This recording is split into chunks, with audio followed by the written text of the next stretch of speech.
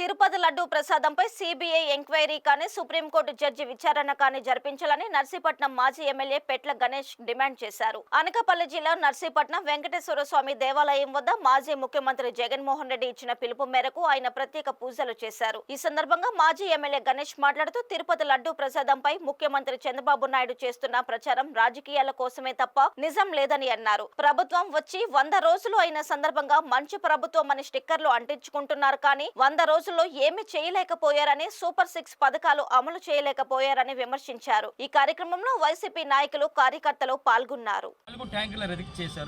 తెలుగుదేశం ప్రభుత్వ హయాంలో జరిగింది. ఇది ఎప్పుడు కూడా వైఎస్ఆర్ పార్టీలో జరిగింది కాదు. తెలుగుదేశం పార్టీ హయాంలో చంద్రబాబు ముఖ్యమంత్రిగా ఉన్నప్పుడు 4 ట్యాంకర్ల నెయ్యిని రిజెక్ట్ చేసినప్పుడు మరి అది 23వ తారీఖున జూలై 23వ తారీఖున మరి టెస్టులు కూడా రావడం జరిగింది. ఎవరికి? టీటీడీ ఈఓ గారికి. అందులో ఏముందంటే యానిమల్ ఫ్యాట్ ఉండొచ్చు అని చెప్పి ఒక రిపోర్ట్ వస్తే దాన్ని జూలై 27వ తారీఖున ఎవరైతే మరి వాళ్ళు నెయ్యి సప్లై చేస్తున్నారో ఏఆర్ డైరీ వాళ్ళకి షోకాజ్ నోటీస్ కూడా ఇచ్చారు.